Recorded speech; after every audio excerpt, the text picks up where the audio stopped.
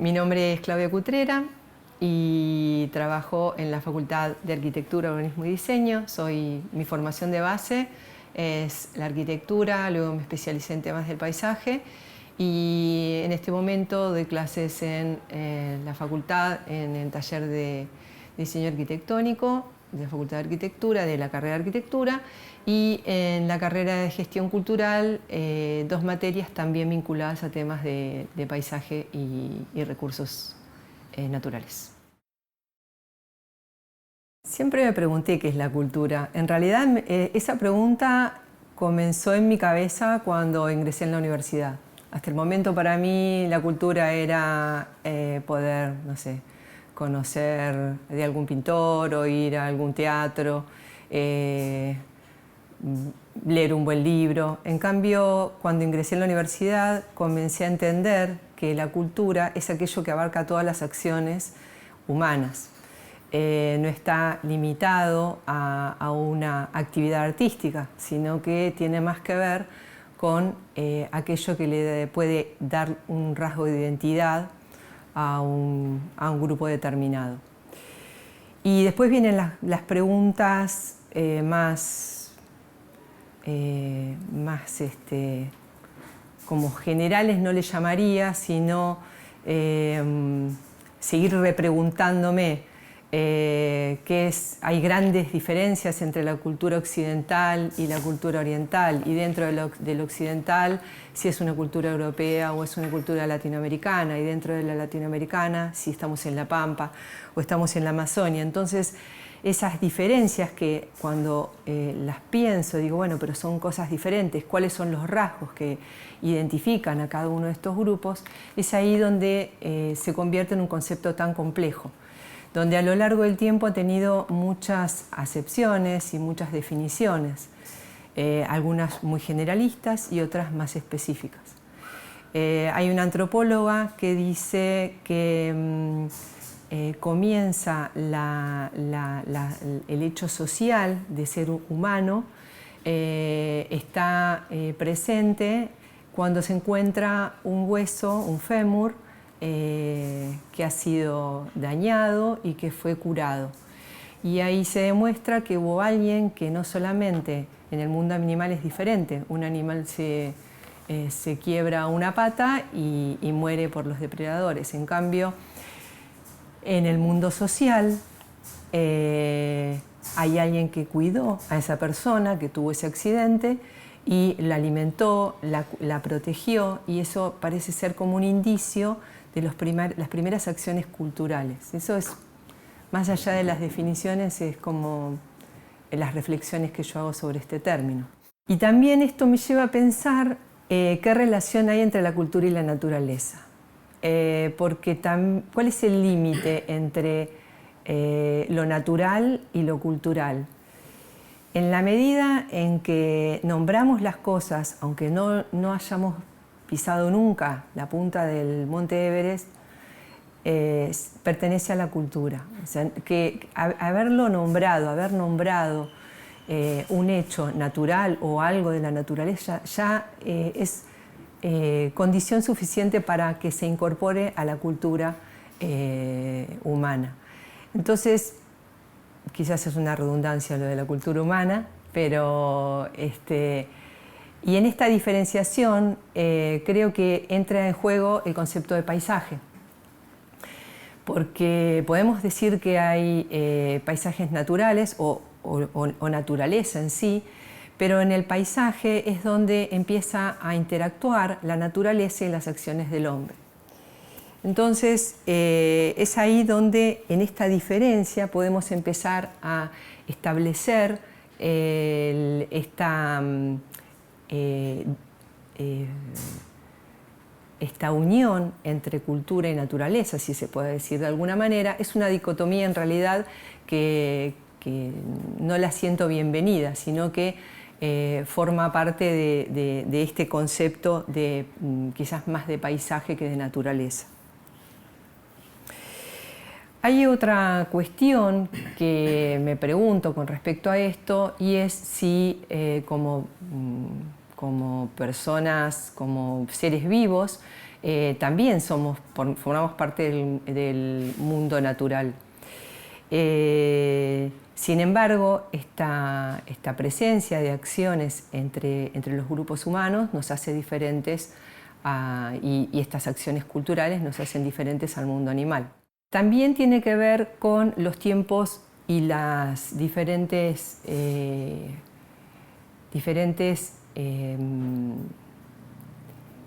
tiempos históricos.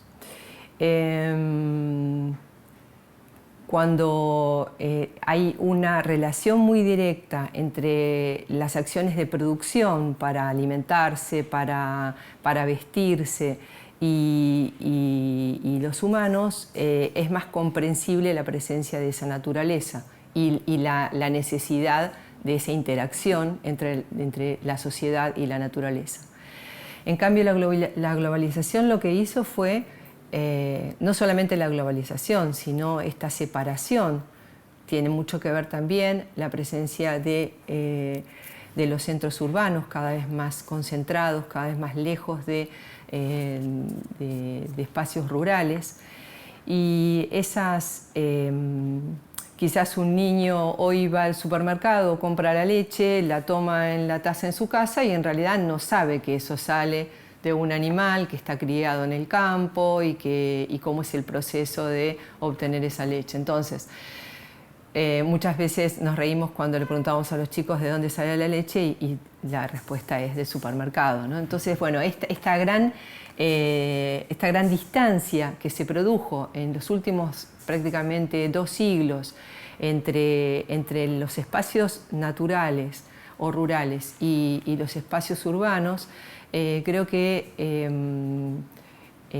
hace que esa diferenciación entre ese entorno natural y el entorno artificial sea cada vez mayor. Ahí entra en juego el valor del concepto y de la memoria en sí. Mientras no hay memoria, no hay posibilidad de recordar los errores que se cometieron. Y esto pasa a nivel personal y pasa también a nivel social y pasa también a nivel urbano. Hay un ejemplo, por ejemplo, que tiene que ver con el mal manejo de la interfase costera, donde, por ejemplo, en la ciudad de Villa Gesell hace ya varios años, las construcciones duras eran manejadas de forma indiscriminada y eso provocó que el movimiento de las dunas fuera en contra de la preservación de las playas. Entonces, haber pensado un nuevo sistema de construcción sobre esa interfase pasó a ser un sistema más liviano, con pasarelas elevadas de las dunas, permitió que se recuperaran las dunas de la villa. Esta acción, que es una acción muy puntual y muy referida a una cuestión de infraestructura, nos permite ser un ejemplo para otros casos. Muchas veces pasa que el no conocer o el no informarnos o el no aprender justamente de errores de otras localidades o de otros lugares no nos permite generar mejores propuestas, sobre todo en este caso en relación al paisaje. Creo que somos responsables cada uno de nuestros actos, pero también hay como jerarquías. Por ejemplo, si soy un gobernador o soy un director de escuela o estoy a cargo de una institución, tengo una responsabilidad diferente que si soy un subalterno de esas personas o un empleado. Entonces, pensar que somos todos responsables muchas veces nos quita responsabilidades. Como el otro no lo hace, ¿para qué lo voy a hacer yo? Y también tenemos que ser conscientes de que el lugar que nos toca, desde el lugar que nos toca trabajar, donde sea, es donde tenemos que ser responsables. Ese es el límite. Si todos fuéramos responsables en el espacio donde estamos, la construcción sería colectiva en relación a estos temas. También hay una cuestión, si bien los conceptos de sustentabilidad, de ecología son relativamente nuevos, creo que nacen de la necesidad de un derroche indiscriminado que se produjo a partir de finales del siglo XIX, durante el siglo XX, y lo seguimos padeciendo. Antes la necesidad de la preservación, salían solos conceptos de sustentabilidad y de ecología. Por ejemplo, se sabía que si en un lugar muy caluroso, como, no sé, como la zona de Córdoba, no se ponía un granalero, la vivienda esa iba a ser difícil de habitar y difícil para mantener alimentos. Entonces, esa idea del alero generoso, de la sombra del árbol, era un concepto de sustentabilidad y de ecología que se daban naturalmente por una cuestión de preservación. Cuando llega el siglo XX y tenemos la posibilidad de tener grandes ventanales para mirar el paisaje, y de repente la posibilidad de un aire acondicionado que nos permite acondicionar el espacio donde estamos viviendo o trabajando, no somos conscientes de ese derroche que se produjo, y ahí es donde toma fuerza los conceptos y los estudios sobre ecología y sustentabilidad. Quiere decir que una cosa que tiene que ver con la aparición de las acciones del hombre moderno, también se busca remediar esas cuestiones que vienen de la mano del derroche, que cada vez es más terrible, ¿no? La conciencia de cada uno tiene que ver con lo colectivo, tiene que ver con este tema de la memoria, tiene que ver con el reconocimiento que estamos, no solamente el espacio, el paisaje, el espacio rural está por fuera, entonces no me interesa, o el tema del derroche energético que produce calentamiento global, bueno, un montón de cuestiones que hacen que parece que cada vez dividimos más las cosas, y en realidad lo que tenemos que hacer es entender esa interacción que hay entre la sociedad, la naturaleza y el paisaje. Hay un ejemplo que a mí me gusta mucho y es que tiene que ver con la acción individual y con la acción colectiva. Hay una necesidad de que existan en el caso de las ciudades espacios donde el agua escurra y no solamente y sea absorbida por la tierra. Entonces muchas veces los vecinos dicen queremos una plaza para tener un espacio verde, pero resulta que les preocupan las inundaciones cuando hay grandes lluvias.